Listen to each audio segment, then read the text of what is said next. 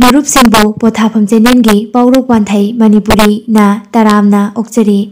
ꯉꯁꯤꯁꯨ ꯑꯃꯨꯛ ꯏꯄꯥ ꯏꯄꯨꯁꯤꯡꯅ ꯁꯤꯖꯤꯟꯅꯔꯝꯕ ꯄꯥꯎꯔꯧ ꯄ꯭ꯔꯃꯥꯟ ꯄꯥꯟꯊꯩ ꯈꯔ ꯄꯨꯗꯨꯅ ꯂꯥꯛꯆꯔꯤ꯫ ꯃꯌꯥꯝ ꯄꯨꯟꯅ ꯈꯪꯃꯤꯟꯅꯁꯤ꯫ ꯄꯥꯎꯔꯧ ꯄ꯭ꯔꯃꯥꯟ ꯄꯥꯟꯊꯩ ꯑꯁꯤꯒꯤ ꯂꯣꯏꯁꯤꯜꯂꯛꯄꯗ ꯃꯃꯥꯡꯒꯤ ꯁꯔꯨꯛꯇ ꯆꯟꯖꯈꯤꯕ ꯄꯥꯎꯈꯣꯡ ꯑꯗꯨꯒꯤ ꯑꯆꯨꯝꯕ ꯄꯥꯎꯈꯨꯝ ꯄꯤꯕꯤꯔꯛꯄ ꯃꯔꯨꯞꯁꯤꯡꯒꯤ ꯃꯤꯡ ꯃꯌꯥꯝꯗ ꯂꯥꯎꯊꯣꯛꯆꯒꯅꯤ꯫ ꯂꯣꯏꯅꯅ ꯉꯁꯤꯁꯨ ꯑꯃꯨꯛ ꯃꯔꯨꯞꯁꯤꯡꯒꯤ ꯃꯐꯝꯗ ꯄꯥꯎꯈꯣꯡ ꯑꯃ ꯄꯨꯗꯨꯅ ꯂꯥꯛꯆꯔꯤ꯫ ꯄꯥꯎꯈꯣꯡ ꯑꯁꯤ ꯂꯣꯏꯁꯤꯜꯂꯛꯄꯗ ꯆꯟꯖꯔꯝꯒꯦ꯫ ꯑꯍꯥꯟꯕ ꯄꯥꯎꯔꯧꯗꯒꯤꯅ ꯑꯍꯨꯝꯁꯨꯕ ꯄꯥꯎꯔꯧ ꯐꯥꯎꯕ ꯑꯁꯤ ꯄꯥꯕꯨꯡ ꯑꯊꯣꯛꯄꯝ ꯆꯥꯎꯕꯅ ꯄꯤꯕꯤꯔꯛꯄ ꯄꯥꯎꯔꯧꯅꯤ꯫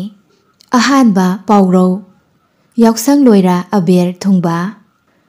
ꯄꯥꯎꯔꯧ ꯑꯁꯤꯒꯤ ꯅꯨꯡꯒꯤ ꯋꯥꯍꯟꯊꯣꯛꯇꯤ ꯃꯐꯝ ꯃꯇꯝ ꯆꯥꯗꯕ ꯍꯥꯏꯕꯅꯤ꯫ ꯀꯔꯤꯒꯨꯝꯕ ꯊꯕꯛ ꯑꯃ ꯅꯠꯇ꯭ꯔꯒ ꯍꯤꯔꯝ ꯑꯃꯗ ꯇꯉꯥꯏ ꯐꯗꯅ ꯁꯤꯖꯤꯟꯅꯒꯗꯕ ꯗꯔꯀꯥꯔ ꯂꯩꯕ ꯃꯤ ꯅꯠꯇ꯭ꯔꯒ ꯄꯣꯠ ꯑꯗꯨ ꯃꯐꯝ ꯃꯇꯝ ꯆꯥꯅ ꯗꯔꯀꯥꯔ ꯂꯩꯔꯤꯉꯩ ꯃꯅꯨꯡꯗꯨꯗ ꯂꯥꯛꯇꯕ ꯅꯠꯇ꯭ꯔꯒ ꯐꯪꯗꯕ, ꯀꯣꯟꯅ ꯊꯕꯛ ꯑꯗꯨ ꯄꯥꯡꯊꯣꯛꯄ ꯂꯣꯏꯈ꯭ꯔꯒ ꯗꯔꯀꯥꯔ ꯂꯩꯇ꯭ꯔꯕ ꯃꯇꯝꯗ ꯌꯧꯔꯛꯄꯕꯨ ꯐꯣꯡꯗꯣꯛꯄꯅꯤ꯫ ꯑꯅꯤꯁꯨꯕ ꯄꯥꯎꯔꯧ ꯇꯨꯡꯖꯩ ꯃꯔꯤꯟꯗ ꯁꯥꯃꯨ ꯂꯤꯠꯍꯟꯅꯕ ꯍꯣꯠꯅꯕ꯫ ꯄꯥꯎꯔꯧ ꯑꯁꯤꯒꯤ ꯅꯨꯡꯒꯤ ꯋꯥꯍꯟꯊꯣꯛꯇꯤ ꯉꯝꯂꯔꯣꯏꯗꯧꯕ, ꯑꯣꯏꯊꯣꯛꯂꯔꯣꯏꯗꯧꯕ ꯊꯕꯛꯇ ꯍꯟꯖꯤꯟ ꯍꯟꯖꯤꯟ ꯃꯥꯏ ꯑꯣꯟꯁꯤꯟꯗꯨꯅ ꯂꯩꯕ ꯍꯥꯏꯕꯅꯤ꯫ ꯀꯥꯟꯅꯗꯕꯗ ꯃꯇꯝ ꯃꯥꯡꯍꯟꯗꯨꯅ ꯄꯥꯡꯒꯜ ꯂꯧꯁꯤꯡ ꯑꯔꯦꯝꯕꯗ ꯃꯥꯡꯍꯟꯕ ꯍꯥꯏꯕ ꯐꯣꯡꯗꯣꯛꯄꯅꯤ꯫ ꯑꯍꯨꯝꯁꯨꯕ ꯄꯥꯎꯔꯧ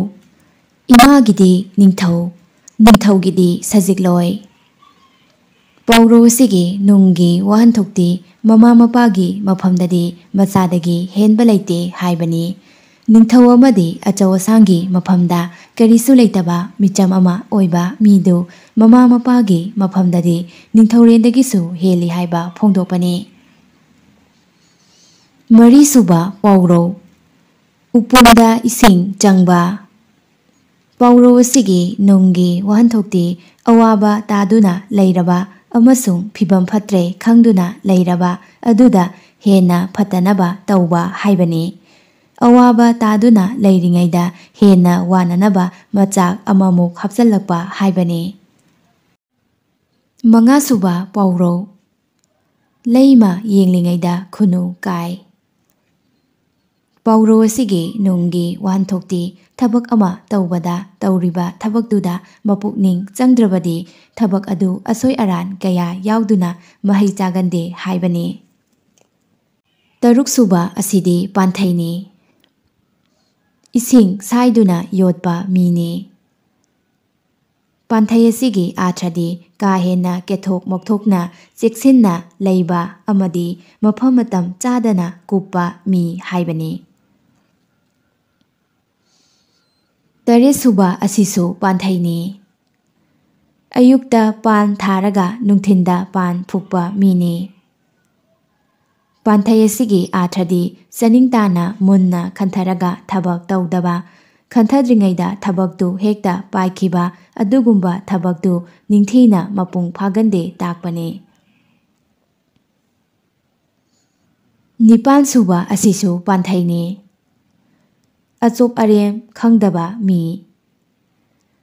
ꯄꯥꯟꯊꯩ ꯑꯁꯤꯒꯤ ꯑꯥꯔꯊꯗꯤ ꯏꯖꯠ ꯌꯦꯡꯗꯕ, ꯀꯥꯟꯅꯕ ꯑꯣꯏꯖꯕ ꯐꯪꯅꯕꯇ ꯍꯣꯠꯅꯕ, ꯏꯀꯥꯏ ꯈꯪꯗꯕ ꯃꯤ ꯍꯥꯏꯕꯅꯤ꯫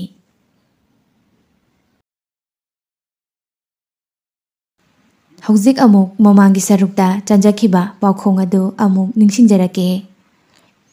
ꯃꯁꯥꯒꯤ ꯃꯄꯣꯠ ꯃꯁꯥꯅ ꯁꯤꯖꯤꯟꯅꯗꯕ ꯀꯔꯤꯅꯣ? ꯄꯥꯎꯈꯣꯡ ꯑꯁꯤꯒꯤ ꯑꯆꯨꯝꯕ ꯄꯥꯎꯈꯨꯝ ꯑꯃꯠꯇ ꯐꯪꯖꯗ꯭ꯔꯦ꯫ ꯑꯆꯨꯝꯕ ꯄꯥꯎꯈꯨꯝ ꯑꯃꯠꯇ ꯐꯪꯗꯕꯅ ꯄꯥꯎꯈꯣꯡ ꯑꯁꯤ ꯃꯊꯪꯒꯤ ꯁꯔꯨꯛꯇ ꯑꯃꯨꯛꯀꯁꯨ ꯆꯟꯖꯔꯛꯀꯦ꯫ ꯀꯃꯦꯟ ꯄꯤꯕꯤꯔꯛꯂꯤꯕ ꯄꯨꯝꯅꯃꯛꯄꯨ ꯆꯦꯅꯦꯜ ꯑꯁꯤꯒꯤ ꯃꯥꯏꯀꯩꯗꯒꯤ ꯊꯥꯒꯠꯆꯕ ꯐꯣꯡꯗꯣꯛꯆꯔꯤ꯫ ꯂꯣꯏꯁꯤꯜꯂꯛꯄꯁꯤꯗ ꯃꯔꯨꯞꯁꯤꯡꯗ ꯄꯥꯎꯈꯣꯡ ꯑꯃ ꯆꯟꯖꯔꯝꯒꯦ꯫ ꯃꯔꯨꯞꯁꯤꯡꯅ ꯄꯥꯎꯈꯣꯡ ꯑꯁꯤ ꯐꯣꯡꯕ ꯉꯝꯂꯒꯗꯤ ꯀꯃꯦꯟ ꯁꯦꯛꯁꯟꯗ ꯐꯣꯡꯕꯤꯔꯝꯃꯨ꯫ ꯆꯨꯝꯅ ꯄꯥꯎꯈꯨꯝ ꯄꯤꯕꯤꯔꯛꯄ ꯁꯤꯡꯒꯤ ꯃꯅꯨꯡꯗꯒꯤ ꯏꯍꯥꯟ ꯍꯥꯟꯅ ꯆꯨꯝꯅ ꯄꯥꯎꯈꯨꯝ ꯄꯤꯕꯤꯔꯛꯄ ꯑꯍꯨꯝꯈꯛ ꯈꯟꯒꯠꯆꯔꯒ ꯃꯔꯨꯞꯁꯤꯡꯒꯤ ꯃꯤꯡ ꯑꯗꯨ ꯃꯊꯪꯒꯤ ꯁꯔꯨꯛꯇ ꯃꯌꯥꯝꯗ ꯂꯥꯎꯊꯣꯛꯆꯒꯅꯤ꯫ ꯃꯔꯨꯞꯁꯤꯡꯅ ꯄꯥꯎꯔꯧ ꯄꯤꯕꯤꯅꯤꯡꯕ ꯂꯩꯔꯒꯁꯨ ꯑꯩꯈꯣꯏꯒꯤ ꯏꯃꯦꯜ pothapham@gmail.com ꯅꯠꯇ꯭ꯔꯒ ꯋꯥꯠꯆꯞ ꯅꯝꯕꯔ 9863924445 ꯑꯁꯤꯗ ꯊꯥꯕꯤꯔꯛꯄ ꯌꯥꯒꯅꯤ꯫ ꯂꯣꯏꯅꯅ ꯄꯥꯎꯔꯧ ꯄꯤꯕꯤꯔꯛꯄ ꯃꯇꯝꯗ ꯑꯥꯔꯊꯒ ꯂꯣꯏꯅꯕꯤꯔꯛꯅꯕ ꯍꯥꯏꯖꯔꯤ꯫ ꯉꯁꯤꯒꯤ ꯄꯥꯎꯈꯣꯡ ꯃꯀꯣꯛꯅ ꯆꯥꯔꯒ ꯃꯕꯨꯛꯅ ꯐꯥꯏꯕ ꯀꯔꯤꯅꯣ? ꯄꯥꯎꯈꯣꯡ ꯑꯁꯤ ꯑꯃꯨꯛꯀꯁꯨ ꯆꯟꯖꯔꯛꯀꯦ꯫ ꯃꯀꯣꯛꯅ ꯆꯥꯔꯒ ꯃꯕꯨꯛꯅ ꯐꯥꯏꯕ ꯀꯔꯤꯅꯣ? ꯉꯁꯤꯒꯤꯗꯤ ꯃꯇꯥꯡ ꯁ꯭ꯋꯥꯏꯗ ꯂꯣꯏꯁꯤꯟꯖꯔꯒꯦ꯫ ꯆꯦꯅꯦꯜ ꯑꯁꯤꯕꯨ ꯁꯕꯁꯀ꯭ꯔꯥꯏꯕ ꯇꯧꯕꯤꯗꯨꯅ ꯂꯥꯏꯛ ꯀꯃꯦꯟ ꯅꯝꯕꯤꯗꯨꯅ ꯁꯧꯒꯠꯄꯤꯔꯝꯃꯨ ꯍꯥꯏꯖꯕꯒ ꯂꯣꯏꯅꯅ ꯀꯥꯏꯅꯅꯕ ꯌꯥꯊꯪ ꯅꯤꯖꯔꯤ꯫